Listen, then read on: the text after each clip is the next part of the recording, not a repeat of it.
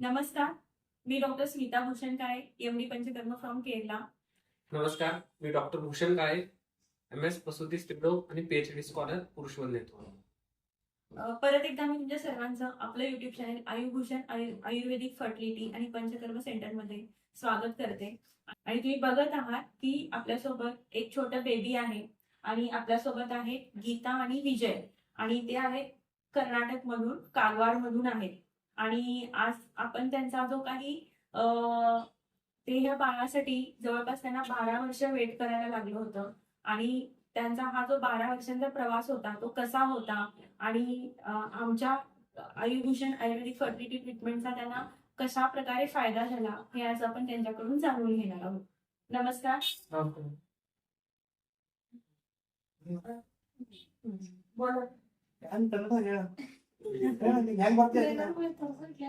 ते थोडासा language problem आहे. कर्नाटक मधून असल्यामुळे त्यांना मराठी आणि हिंदी येत नाही. जे आपल्या रुग्णाचे पती आहेत मिस्टर विजय चव्हाण, तर त्यांच्याशी आपण संवाद साधूया त्यांच्या या प्रवासाविषयी. नमस्ते. आम्ही 11 वर्ष बाहेर दाखवत होतो. आम्हाला कुठेही जर गेलं तर तिथे काही आम्हाला रिझल्ट नाही मिळाला होता. आम्ही मॅडमकडे आम्हाला 2 वर्ष सरांचा एक मित्र होता, त्यांनी जा इकडं आम्हाला सांगत होते. त्याने इकडं आम्हाला ते काय सांगतो सगळं हे सांगतो मला, मी निष्काळजी करत होता.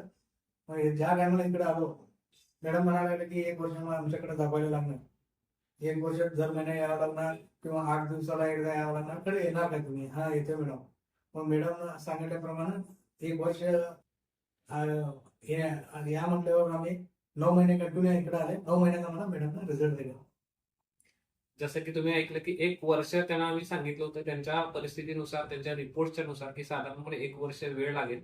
पण साधारणपणे 9 महिन्यात त्यांचं पण त्याच्यामध्ये योगदान भरपूर आहे. कारण दर महिन्याला कर्नाटकातून महाराष्ट्रात येणं, ते उपचार घेणं, 8 दिवस सलग उपचार चालू ठेवणं, सांगितलेलं सगळं पथ्य पालन करणं, या सगळ्या गोष्टी त्यांनी सुद्धा अतिशय काटेकोरपणे पालन केल्या. त्यामुळे 1 वर्ष कमी जास्त 1 वर्षामध्ये आपल्याला कालावधी लागेल असं सांगितलं होतं, पण साधारणपणे 9 महिने लागले त्यांना. आणि 9 महिन्यामध्ये त्यांना गर्भधारणा झाल्याने पुढच्या 9 महिन्यामध्ये आपल्या समोर असलेलं एक छोटं बाळ जे आहे ते त्यांच्या आयुष्यामध्ये आनंदाचे क्षण घेऊन आलेलं आहे.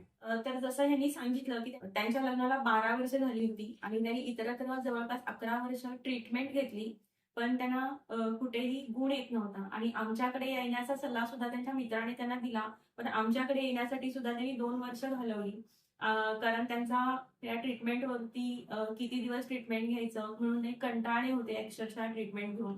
आणि त्यांनी जो आमच्यावरती विश्वास दाखवला आणि त्या विश्वासाचं जे त्यांना फळ मिळालेलं आहे ते बघून आम्हाला सुद्धा खूपच आनंद झालेला आहे.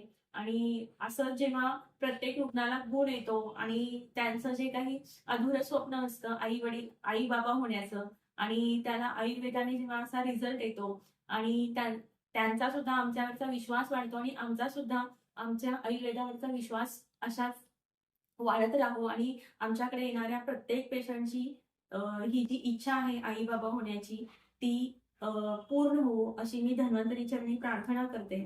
साधारणपणे 12 वर्ष म्हणजे एक तप म्हणतो आपण, असा कालावधी असतो तो. 12 वर्ष म्हणजे साधी सोपी गोष्ट नसते.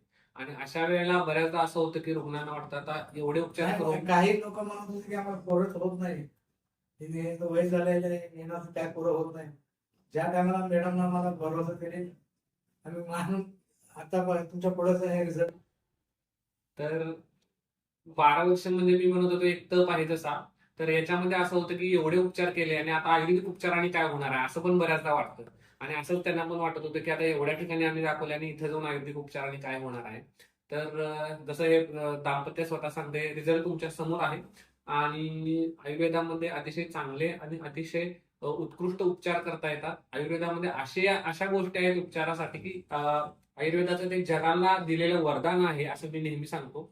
तर प्रत्येकाने आयुर्वेदिक उपचार ज्यावेळेला वंध्यत्वासाठी आपल्याला बरेच प्रयत्न करून कोणी येत नाही, त्यावेळेला आयुर्वेदिक उपचार आपल्या वैद्यांच्याकडून आयुर्वेदिक सल्ला घेऊन आपण त्याचं मार्गदर्शन घेऊन आपण निश्चितच फलप्राप्ती आपल्याला होऊ शकते. धन्यवाद. धन्यवाद.